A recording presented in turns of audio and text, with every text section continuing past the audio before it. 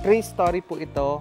Kung napapansin niyo po, napakataas. Ang ganda po ng ceiling niya. Type ko po yung pinalagay. Mini bar, then meron siyang island bar po doon. Ito po yung top view ng hagdanan. Ayan. Okay. Ayun.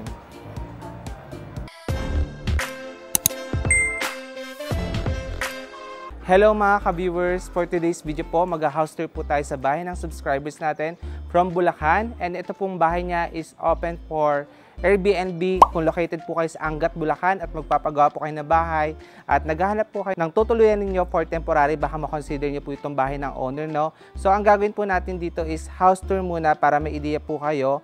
At syempre yung owner po na nagpagawa kung ano po itsura ng bahay niya since taga-Canada po sila. Ngayon po, tara mag-tour na tayo sa bahay niya. So let's go! So mga ka-viewers, ito pong pinagawa ng owner is 3-story po ito. Kung napapansin niyo po, napakataas. Ang floor area po nito in total is 86 square meters.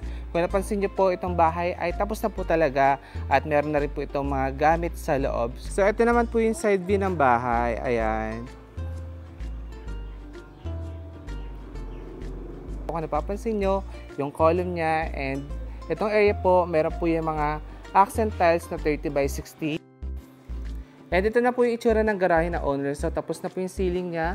Black and white ang kulay. And meron po siya ditong tiles na matte finish steel po 30 by 60. Then dito po sa gilid, meron pong window na naka-tiles din po pala ito. Ng 60 by 60 po na white. Ayan. Then dito po, meron pinilagay yung owner na corner window. Dito naman po sa area, merong tiles flooring po na chevron ang design. Parang same din po na nasa terrace namin sa bahay. Ayan. Ayun po, napaikat po dun sa dulo. Dito naman po mga ka-viewers ay meron siyang another window na aluminum po ito mga ka-viewers yung ginamit niya. And analog po yung glass. Sa gilid po ng bahay, meron pong maliit po na grotto na pinagawa yung owner. Ayan. Tapos ito na po yung main door ng owner na 2-door po yan, side by side. And meron din po ditong reflective mirror sa front. And now ay pasok na po tayo sa loob. Pagpasok po sa main door, nandito na po tayo agad sa living area ng owner. So, ang ganda po ng ceiling niya. Type ko po yung pinalagay. Tingnan niyo naman po yung design. So, meron na pong warm lights and meron din pong white na lights. Then, ito pong kanyang center lights is may ceiling fan po yan. Ayan po, pag pinatay natin, automatic magpo-fold na po yung LEC na yan. Ito yung mga magagandang ilaw ngayon, no? Talaga kung gusto niyo pong presko sa loob, ayan, ganito na lang po gamitin yung ilaw. Yung mayroon ng ceiling fan. And less hassle naman po kasi the remote pa yan. Ngayon, ayan po, sinindahan na po natin siya ulit para pumahangin sa loob ng bahay. Anyway, since tapos na po itong bahay talaga, ayan na po yung mga furniture na ginamit ng owner. Dito po pala sa gilid may lalagyanan siya ng paglagyan po ng mga sinalas pambahay. Other angle lang po tayo ng kanyang bahay. Ayan. So dito po mga ka-viewers, meron siyang curtains na meron pong valance board. Ayan.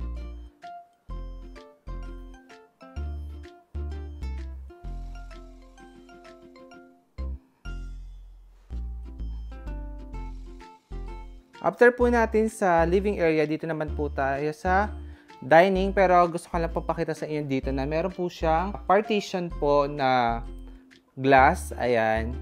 Dito sa stairs, dito po nilagay yung monitor po ng CCTV. Ayan. Or pwede rin itong maging working area pag po, andito na po yung owner. Then ito po ang kanyang kitchen. Meron siya ditong mini bar, then meron siyang island bar po doon. Ayan. Then still po mga ka-viewers, yung kanyang ceiling ay meron pong ceiling fan. And ito na po yung ginamit niyang kitchen cabinet. Check natin kung aluminum siya. Okay, so mga ka-viewers, ang ginamit po dito is aluminum po. Then ito po yung madalas ginagamit ngayon kasi yung ganito pong klase ng cabinet is anti-anay po dahil gawa po siya sa metal. And same din po sa kanyang mga drawer, aluminum din po yan. Ayun. Then mga ka-viewers, ito na po yung sink and countertop. Then LG po na side by side po na door. Again, ito po ulit ang kanyang kitchen.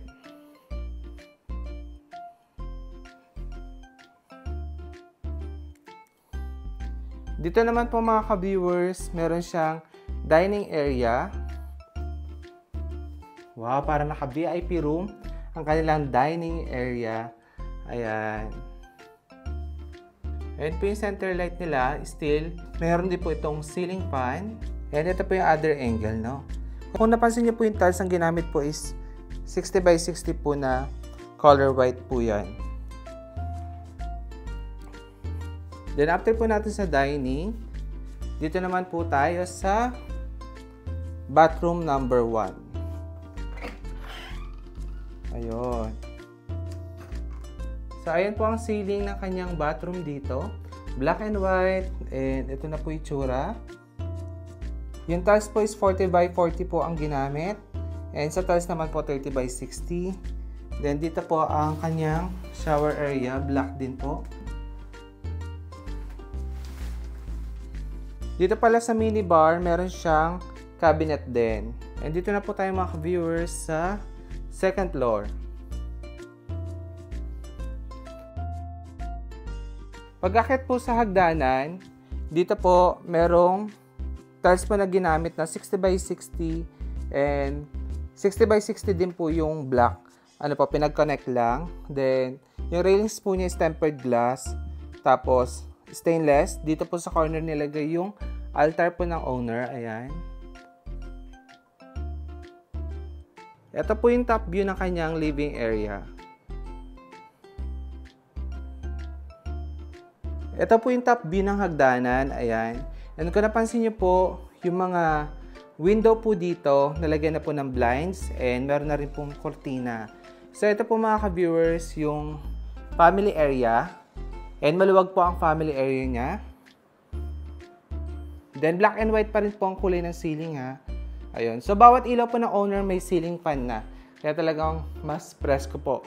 Then doon nakapaglagay na silang Christmas tree kasi bare months na. Ayun, sinare lang natin. Ayan. Then sa angulo po na ito, meron po dong sliding door. May maliit po siyang balcony sa gilid. Ayan. Then dito po, meron naman siyang dalawang bedroom. Si bedroom 1 and bedroom number 2. Dito po tayo sa bedroom number 1. Okay. So para po sa bedroom number 1, ito po yung design ng ceiling nila. Black and white din na merong cob light po na green. And yung furniture po is naglalaro po sa gray. Then dito po, meron pong door papunta po sa kanya balcony. So iba naman po yung ginamit na tiles dito, 60 by 60, and yung railings po, tempered glass na stainless. And para naman po sa ceiling dito, ito po yung design. Ayan. And gantong angle po tayo ng master's bedroom.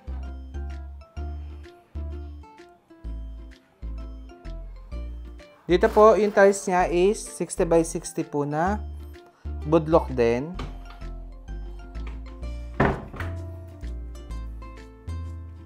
Then dito po merong bathroom.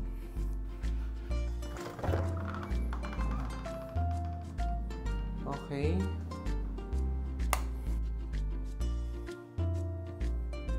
Naka-partition na rin po ito. Check natin. Okay. Ayan yung shower area nila. And meron po ditong sink na may cabinet na. Ayan. Okay.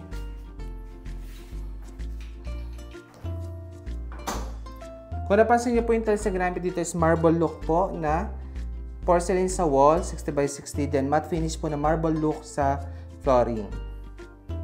After po natin sa master's bedroom, dito naman po tayo sa bedroom number 2.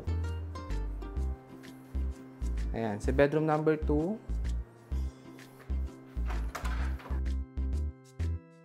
Open natin yung center light. Then mayroon din siyang sariling bathroom. Ito po si bathroom number 3. Ito na po yung bathroom number 3. And shower partition po. Ito pong tiles niya sa wall, 30 by 60, then 30 by 60 po doon. Nabili po yan sa Wilcon. Ang ganda po ng niche niya dito. Oh.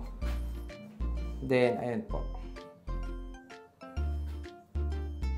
Kahit maliit si bathroom number 2, napalagyan niya po ng sink na may cabinet pa. Ayan po. After po natin kay bedroom number 2, dito po ay merong stairs going sa 3rd floor. Spiral po yan. But anyway, ito po, meron ditong accent tiles po na 30 by 60. Marble look. Then, meron sliding door po dito. Ito yung sinukatan natin. At dito po ay meron po maliit na balcony dito. Siguro pwede dito magsampay or what. Ayan. Or kung gusto mo makichika. Ayun po, no? Tanaw mo yung kapitbahay mo.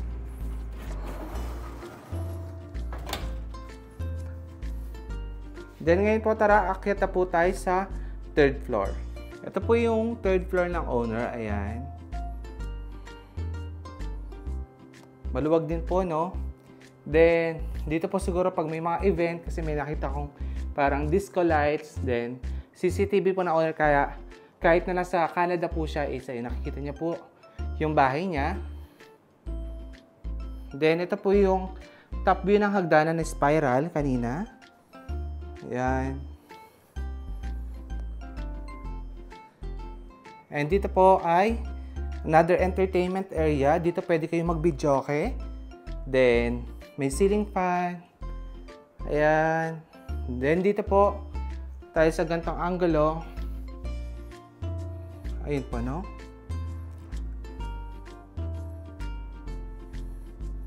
And dito naman po mga ka-viewers ay meron pong laundry area. Ayan. Kita ang laundry area niya, no? Sakto lang po yung laki. Then dito, check natin kung ano meron dito. Okay, ito po si bathroom number 4. Maganda rin po yung tiles nila dito, ha? Ayan.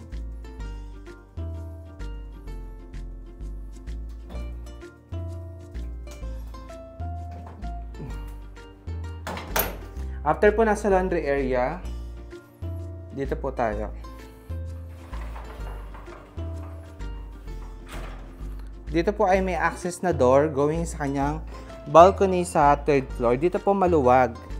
Gusto ko po yung area niya dito. Talaga pag may event, pwede sila may gawin dito sa area na ito kasi maluwag. Yan yung gusto ko po dito, yung ceiling na ginamit niya. Ito po ay PVC panel na wood look. Then para po sa outdoor tiles niya, ito po ay 40 by 40. Ayan. Then, gantong angle po tayo.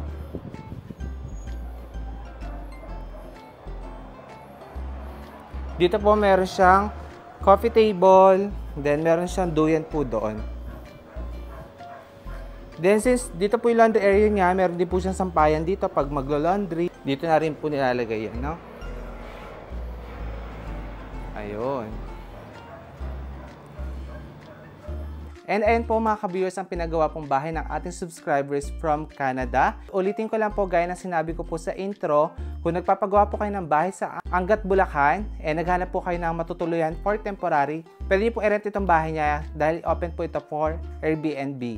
Ayun po, no? So, bago tayo magtapos sa ating vlog, gusto ko lang pong i-congrats ang owner natin kasi finally natapos na po ang kanyang dream house. And again, sir, ma'am, thank you po sa pag-invite sa akin para po ma-tour itong bahay ninyo. Again, maraming salamat po sa panonood. Ingat po kayo and God bless. Bye-bye!